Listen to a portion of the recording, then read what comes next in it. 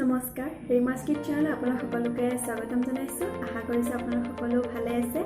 মই আজি আপোনালোকৰ বাবে পোলাও ৰেচিপি লৈ আহিছোঁ আৰু যদি ভিডিঅ'টো চাই ভাল লাগে লাইক কৰিব আৰু কমেণ্টবোৰ কৰিবচোন আৰু মোৰ চেনেলটো প্লিজ ছাবস্ক্ৰাইব কৰিবলৈ একেবাৰে নপাহৰিব আৰু মোৰ আগৰ ভিডিঅ'বোৰ চাবৰ বাবে ওপৰৰ আই বটনটো দবাই দিব আৰু তেনেহ'লে বলক আমি ভিডিঅ'টো আৰম্ভ কৰোঁ।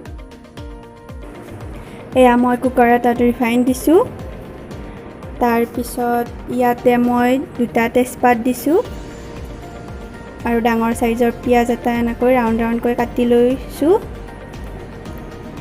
এইখিনি ভালদৰে ভাজি ল'ম।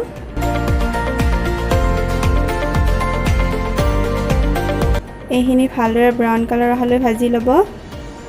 তাৰ পিছত ইয়াতে মই চাউল দিম। মই জহা চাউল ব্যৱহাৰ কৰিছোঁ। চাউলখিনি 20 মিনিট আগতে ধুই থ'ব। এইখিনিও ভালদৰে ব্ৰাউন কালাৰ হ'লে ভাজি ল'ম। মই এই কাপটোৰ জোখেৰে 2 কাপ চাউল দিছোঁ ইয়াত। তাৰ পিছত ইয়াতে মই কাজু আৰু কিচমিচ দিম।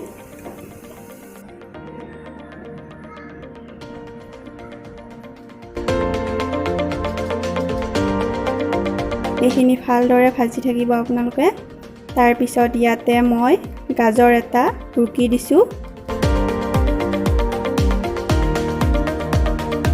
এইখিনি ভালদৰে ভাজি ল'ম গোটেইখিনি। এইখিনি ভাজোতে মোৰ 10 মিনিট সময় লাগিছে।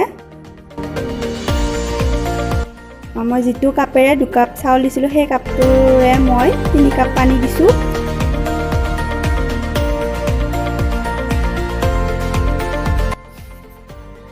চাউলখিনি ভালদৰে ব্ৰাউন কালাৰ হ'লে ভাজি ল'ব, তেতিয়াহে খাবলৈ ভাল হয়। তাৰপিছত ইয়াতে মই আদা দিছোঁ আৰু ইলাচি গুড়ি অকণমান দিছোঁ।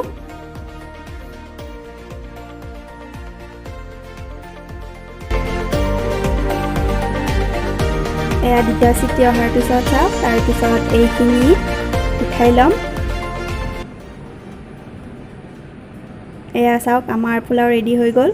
খুব ধুনীয়া কালাৰ আহিছে। ধন্যবাদ ভিডিঅ'টো শেষলৈ চোৱাৰ বাবে আৰু এনেদৰে আপোনালোকে ঘৰতে এবাৰ বনাবচোন। খাবলৈ কিন্তু বিৰাট টেষ্টি হয় আৰু কমেণ্টবোৰ জনাব আৰু চেনেলটোতো প্লিজ ছাবস্ক্ৰাইব কৰিব আপোনালোকে আৰু তেতিয়াহ'লে আহিছোঁ আকৌ লগ পাম এটি নতুন ৰেচিপিৰ সৈতে।